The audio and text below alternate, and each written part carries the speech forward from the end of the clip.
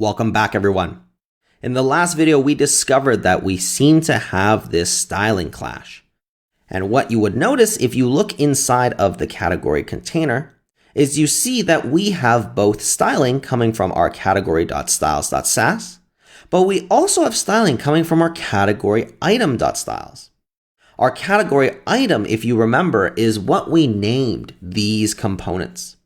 So this is actually an unfortunate side effect that does happen very frequently when we write CSS in Sass. The reason being that if we forget the naming and the nomenclature of these components, it's very easy to accidentally write the same class names for specific elements that you might have forgotten about for some time now. This is also a very common problem in general web development when you're writing CSS and Sass. CSS is present across the entire page. If you're not super diligent with your strategy, it's very easy to find these clashes. So for us, this is actually a twofold problem that we can solve. The first is solving this immediately. The next is figuring out if we can solve it using something in the React ecosystem. And I'm going to talk about that later. First, let's just fix this with the first solution, which is just to resolve this conflict. So back inside of our component, we have this category item component. This component is what we use to demonstrate on the main page these 5 different selectable options. What these are is instead of calling them category item, we can call them directory item because they're housed in the directory component, if you remember. So let's start renaming these. I want to rename this to directory item. And similarly, the code inside, this should be directory item.component and also directory item.styles. For this directory item, of course, we need to update all references to this. So let's focus on our internal files first. Directory item like so. And then instead of category container, this should be directory item container. And instead of category bottom container, we'll call this directory item body container. In fact, let's just call it directory item body. So now let's save this, and inside of our directory item styles, let's remember what we changed this to. This is now directory item container. And similarly, it's just now body.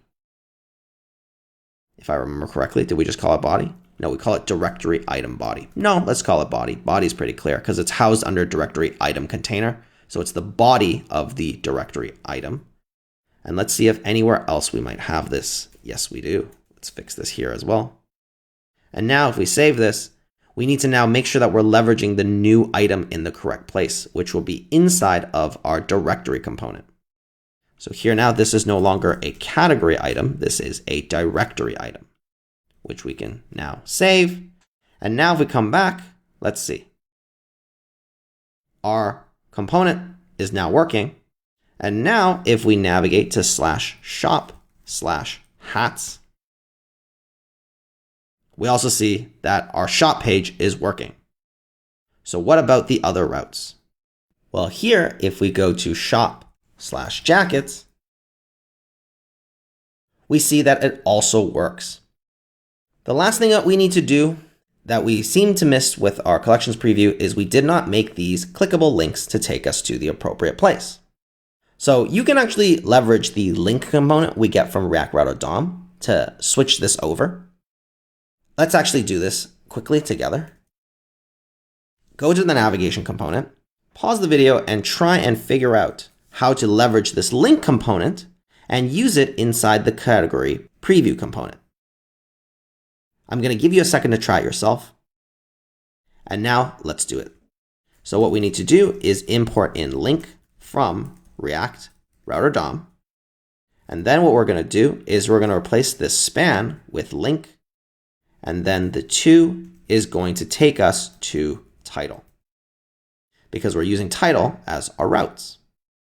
If I save this now, if I click hats, it does take me to hats. Inside of this page, we can also render the title up here as well, since we haven't done that.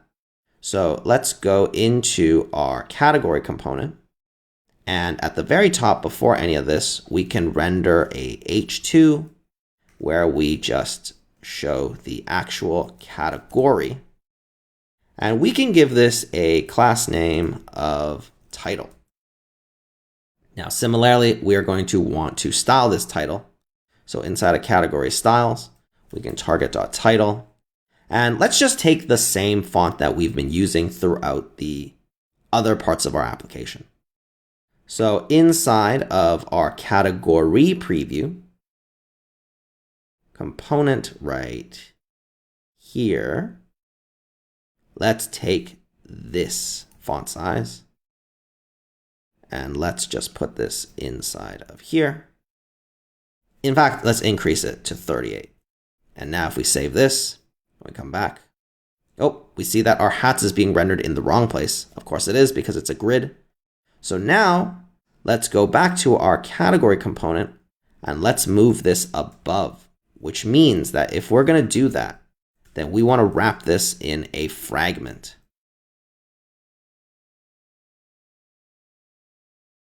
And now we can say fragment.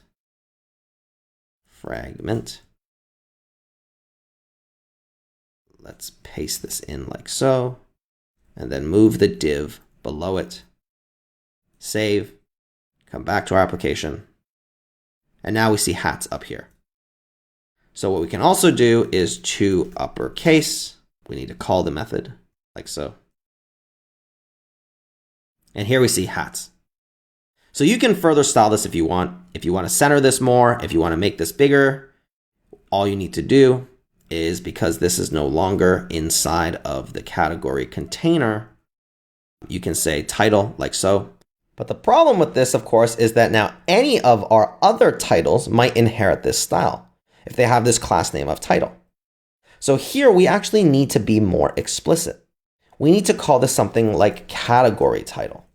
But again, this is assuming that we can properly remember that this is called category title. This becomes that same problem where we're getting these styling clashes that keep happening. So this is actually what's going to bring me towards my next topic. But before that, let's finish up styling what we need to style. So category title, I'm also going to add a text align center here. And then I'm going to update the corresponding component in our category component so that it's category title. And now let's save, come back, and there we go. This is pretty much it. We've built our entire application. There's a couple things that we're missing, such as the checkout, or not the actual checkout, but the payment step.